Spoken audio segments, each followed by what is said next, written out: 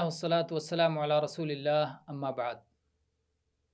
एक बार नबी करीम सल्लल्लाहु अलैहि वसल्लम ने सहाबे किराम रदियल्लाहु अन्हुम से पूछा कि गीबत क्या है। सहाबा ने क्या जवाब दिया और फिर नबी करीम सल्लल्लाहु अलैहि वसल्लम ने गीबत की हकीकत किस तरह वाज़े की।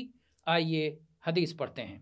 अन अबी हुरैरा रदियल्लाहु अन्हु अन्न रसूलल्लाह सल्लल्लाहु अलैहि वसल्लम क़ाल अतदरून मल गीबा क़ालू अल्लाहु व रसूलुहु अअलम क़ाल ज़िक्रुका अख़ाका बिमा यकरह क़ील अफ़रअयत इन कान फ़ी अख़ी मा अक़ूल क़ाल इन कान फ़ीहि मा तक़ूल फ़क़द इग़्तबतह व इन लम यकुन फ़ीहि मा तक़ूल फ़क़द बहत्तह।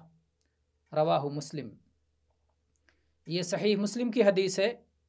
नबी सल्लल्लाहु अलैहि वसल्लम ने सहाबे किराम रिज़वानुल्लाहि अलैहिम अजमईन से पूछा, तुम जानते हो गीबत क्या है? सहाबा ने बड़े अदब व एहतराम के साथ जवाब दिया, अल्लाह और उसके रसूल ज़्यादा बेहतर जानते हैं।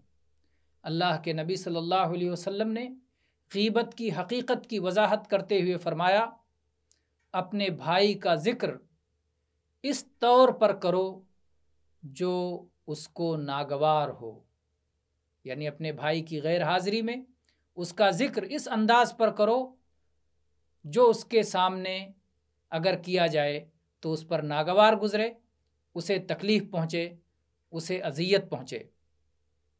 तो ये बात कही गई कि अल्लाह के नबी सल्लल्लाहु अलैहि वसल्लम अगर वो बात जो उस गैर हाज़िर भाई के लिए कही जा रही है उसमें हकीकत में पाई जाती है, वो ऐब उसके अंदर मौजूद है, वो ख़ामी और ख़राबी उसमें मौजूद है, तो नबी सल्लल्लाहु अलैहि वसल्लम ने फरमाया कि अगर वो ख़ामी और वो ख़राबी और वो बुराई और वो ऐब उसके अंदर मौजूद है तभी तो गीबत है।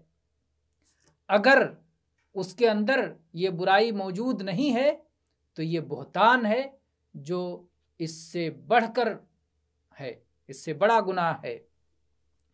इसमें हकीकत गीबत की वाज़े हो गई कि जब कोई इंसान किसी इंसान के पीठ पीछे, चाहे उसकी जिस्मानी साख्त के ताल्लुक़ से कोई बात कहे जिसमें उसका अपना कोई अमल दखल नहीं है, जैसे कहे वो बड़ा लंबा है या पस्ताकद है या काला है, ठेगना है, या कोई और ऐसा ऐब बयान करे जिसमें उसका अपना कोई दखल नहीं है, या उसके किरदार के ताल्लुक़ से, अमल के ताल्लुक़ से कोई बात बयान करे कि वाकई जिसमें उसका अपना अमल दखल है, कोई भी चीज़ अगर वो सुने तो उसे तकलीफ़ हो और उसे नागवार गुज़रे तो ये चीज़ गीबत है।